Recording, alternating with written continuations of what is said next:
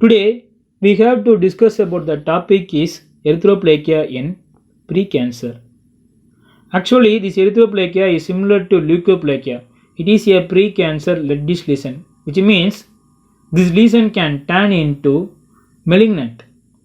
It is a reddish patch or plaque that cannot clinically or pathologically diagnosed as any other condition, which means there is a large number of reddish lesion will be present in our oral cavity, like the reddish lesion is due to denture, or the reddish lesion is due to candidiasis or fungus. So the clinician must know the history of the patient. So this diagnosis is called as diagnosis of exclusion. After the exclusion, this kind of reddish lesion, and finally the clinician first confirmed the erythroplakia. 80 to 90% of erythroplakia show epithelial dysplasia, carcinoma in situ, invasive squamous cell carcinoma. At the same time, what is carcinoma in situ? The carcinoma in situ is nothing but the carcinoma happen within the epithelium. It is limited to the origin, not transformed into the, not spread into the connective tissue. If it transform into spread into the connective tissue, it is called as invasive carcinoma. So this erythroplakia will transform into squamous cell carcinoma. It is rare. The oral erythroplakia is happen about 25,000 people. One people have this kind of erythroplakia. So it is rare. At the same time, the malignant rate is high. Erythroplakia is less common than leukoplakia. At the same time, also conjunction with leukoplakia. And erythroplakia is also associated with squamous cell carcinoma, which means the erythroplakia which may turn into squamous cell carcinoma.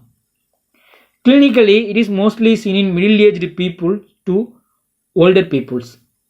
There is no gender predilection. The most common area are the floor of the mouth, tongue, soft palate. These are the common area. And multiple lesion may be present, and there is uniformly not present, which means this erythroplakia is a reddish lesion, but the reddish lesion is not uniform. Here will be the dark red, here will be the light red, so it is not uniformly spread. There is a presence of well demarcated erythematous patches or plaque with soft velvety structure.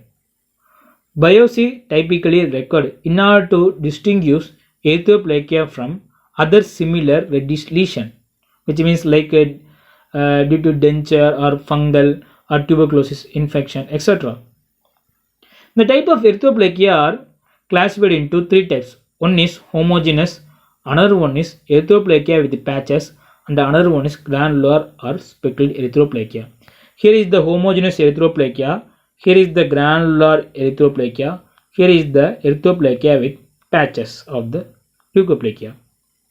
There is an unknown etiology, although it is due to smoking or alcohol use. This is the major important etiology factor. In histology, there is a lack of keratin production. At the same time, due to alcohol or smoking, there is a atrophy happen. As a result, underlying microvasculature will be seen, so it look like red in color. There is a presence of chronic inflammation in connective tissue. Here is the presence of chronic inflammation in the connective tissue. Here will be see. Here is the inflammation. Chronic inflammation will be seen.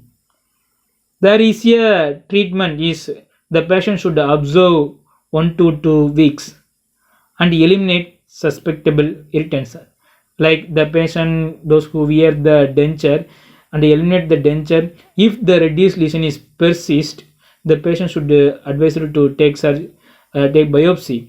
After the biopsy, will be the presence of erythroplakia. The biopsy report is denotes that presence of erythroplakia, and surgical excision is done.